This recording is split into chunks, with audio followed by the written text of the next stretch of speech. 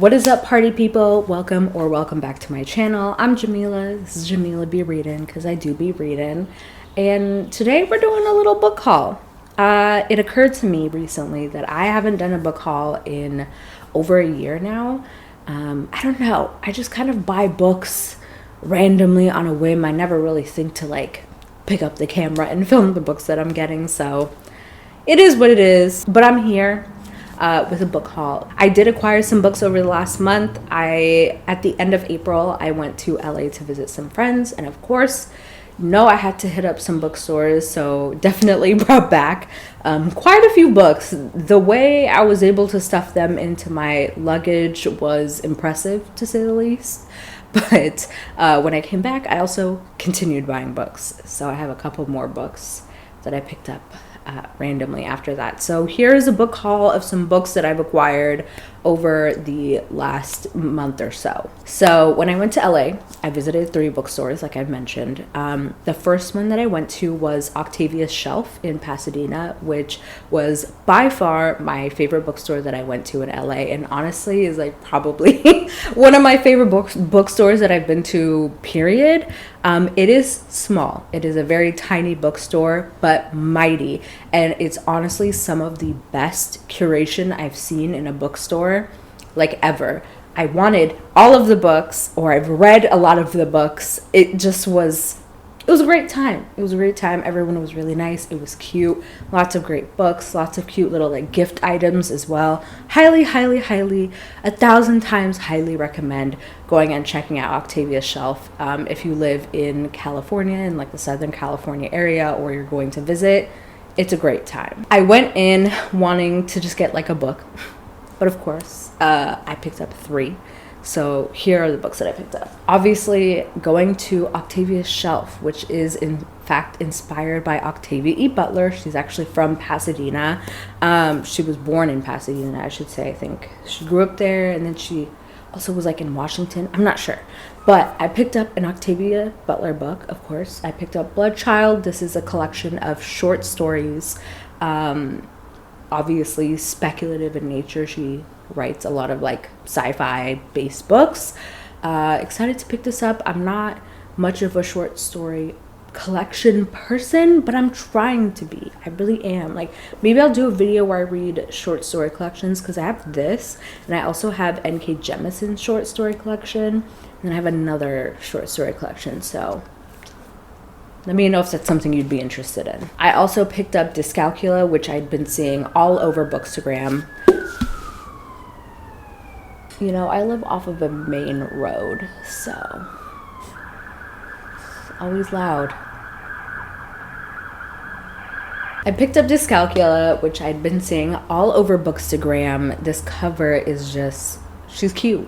She's cute. What can I say? She's cute. I've also been hearing good things about this book, and I also saw that it was blurbed by like Raven Leilani and Disha Filia, and I loved the 2 books that I read from them respectively.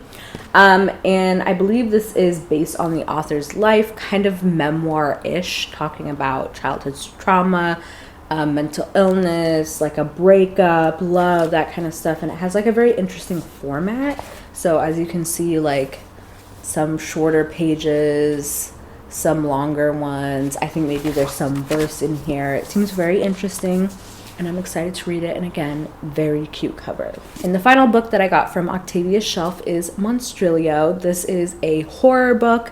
I was initially put onto this book by one of my book talk mutuals, Aubrey, or Earl Grey. Please should go follow her. She has great videos, great recommendations. But I'm always like intrigued when she picks up like a horror or like a speculative fantasy or something like that, because she doesn't read a lot of those. So when she does and likes it, I'm always like, let me check it out. But this also sounds so interesting.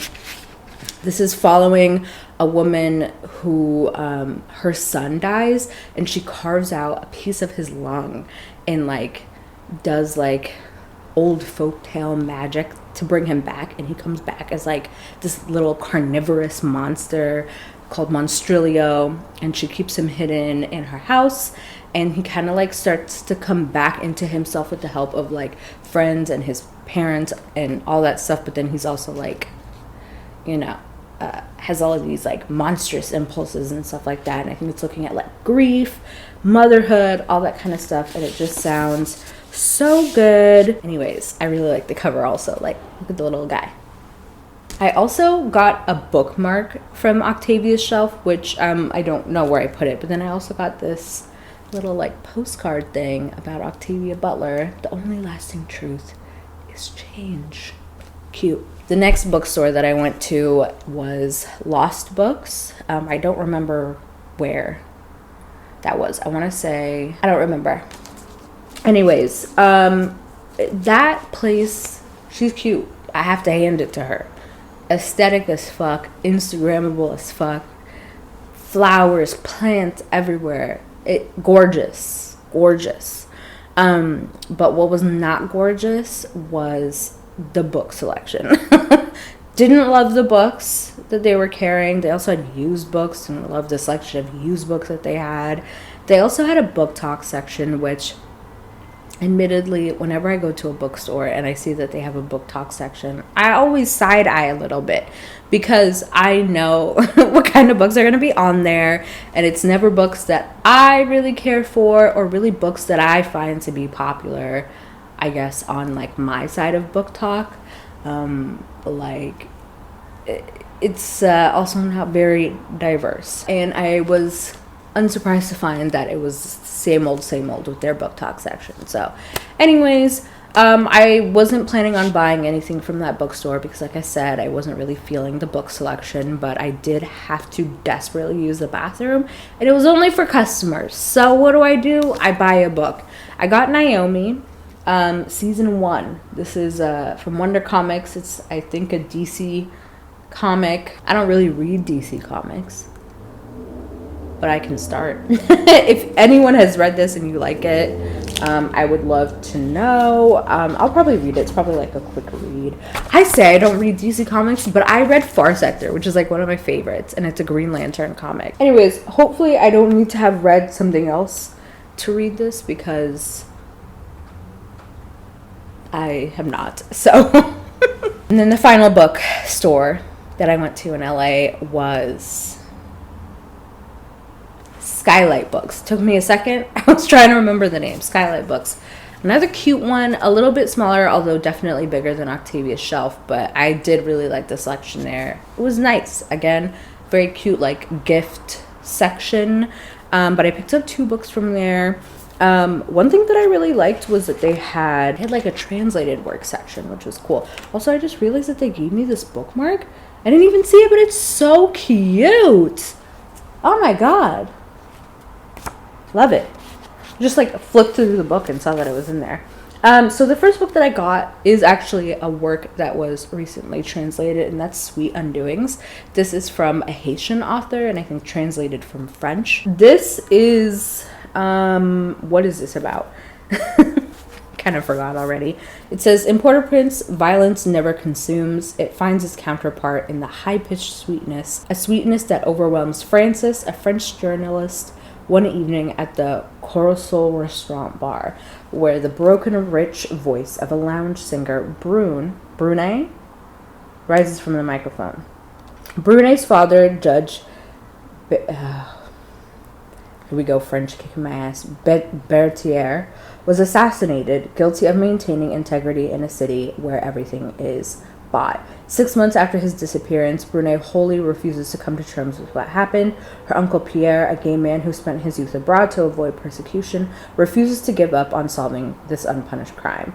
Alongside Brunet and Pierre, Francis becomes acquainted with a myriad other voices of Port-au-Prince, including Ezekiel, a poet desperate to escape his miserable neighborhood, Warner, a diligent pacifist, and Ronnie, the American, at ease in Haiti as a second homeland. Seems like your typical lit fic book, but it sounded really interesting, and I am really interested in reading from Haitian authors. I work actually a lot with a lot of Haitian immigrants at my job, so I thought it would be good to like read more, especially like books that are like that take place in Haiti. So sounded good. It's all small, which I like, And I'm really like, I'm into this cover. You'll notice I'm a little bit of a cover buyer, but I was intrigued. And then I also picked up Calling for a Blanket Dance. This one I saw a lot on Bookstagram as well. Oh, they gave me another bookmark. Look at that. I'm finding all of these surprises. This one I saw on Instagram because the author actually like randomly followed me, and I was like, oh, hey. And then I saw that he had a book coming out, and it sounded really good, so I picked this up. This is another, it's like family saga, family drama. You know me, I love me a good family saga. So this one is following Ever, whose family, part Mexican, part Native American, is determined to hold on to their community despite obstacles everywhere they turn. Ever's father is injured at the hands of corrupt police on the border when he goes to visit family in Mexico, while his mother struggles both to keep her job and care for her husband. And young Ever is lost and angry at all he doesn't understand, at this world that seems to undermine his sense of safety. Ever's relatives all have ideas about who he is and who he should be. His Cherokee grandmother, knowing the importance of proximity, urges the family to move across Oklahoma to be near her, while his grandfather, watching the tradition slip away, tries to unite Ever with his heritage through traditional gore dances. Through it all, every relative wants the same: to remind Ever of the rich and supportive communities that surround him, there to hold him tight, and forever to learn to take strength given to him to save not only himself but the next generation. All sounds like my cup of tea. Again, I love this cover. Really love the orange. Looks good. So I'm excited for that. We've come to the end of my LA book haul portion. Now let's talk about books that I bought more recently here in Portland. I was at Goodwill one day, just popped in after my dentist appointment. I don't know. This book is very popular. I've seen it like everywhere. It literally won the Booker Prize in 2020, and it doesn't like. I don't want to say it doesn't interest me because I wouldn't have bought it if it didn't. It wasn't high on like my TBR list, but I saw it was like a couple bucks and in like really good condition. So I picked up Shuggie Bain. I think this is like about a woman who is alcoholic and spends most of the family's weekly benefit money on extra strong lager and bottles of vodka. It's about addiction, sexuality, and love. And it's also like her relationship to her son. Many celebrity book clubs made this a pick at some point in time. So I will eventually get to this, but I will just say right now, this is not high on my list. So also recently acquired what I'm sure is going to be the talk of the town, talk of the summer, probably going to be nominated for a Goodreads award, probably going to be nominated for many things. I'm sure you all know Yellow Face by R.F. Kuang. It's so interesting seeing the reviews rolling in, and it's making me so much more interested in like reading this and coming to a conclusion for myself.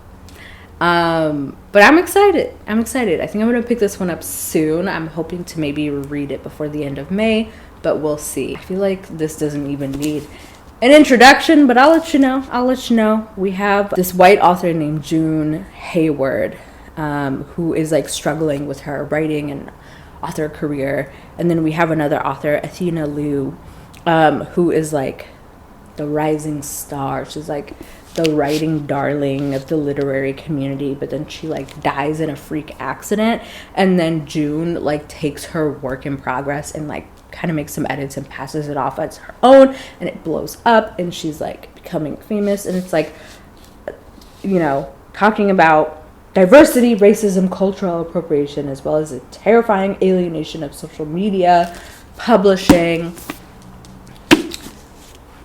you know. And then I went to Powell's last week. I had a gift card to spend, of course, so I picked up a couple books, mainly novellas and like smaller books. But y'all know P. Djeli Clark is one of my favorite authors, and I didn't have his two novellas. Well, I have Ring Shout, but I don't have The Haunting of Tramcar 015, which is in the Fatima El Shawari, like Dead Jinn in Cairo series. I haven't read this one yet, but I need to do so. I'm sure it'll be a quick read. And then Black God's Drum, another one that I haven't read, but going to soon. I've heard really good things about it. And then I picked up Fonda Lee's new release, Untethered Sky, another novella. I heard it's like animals, magical animals. That's all I know. But the cover is sickening. Look at her. Look at this. And P. Shelley Clark. He blurbs. There we go. The final book I picked up was On Earth We're Briefly Gorgeous. I have not read this book. That's a lie. I started this book. I read like 30 pages of it and I really liked it. But then my library snatched up the ebook back from me and I never got around to going back to it. It was kind of like a lot for me anyways. It was like not the right headspace for it, but I saw this really pretty paperback cover.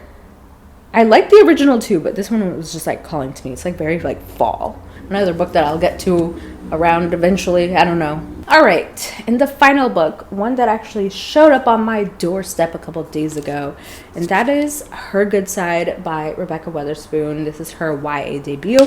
This was sent to me kindly by Penguin Teen. I'm very excited for this. I'm actually planning a video where I like read some like YA contemporary romances because it's not really my thing. I haven't really read a YA contemporary romance since I was in high school, so I kind of want to check in, see what's good, what's going on in the world of YA contemporary romance these days.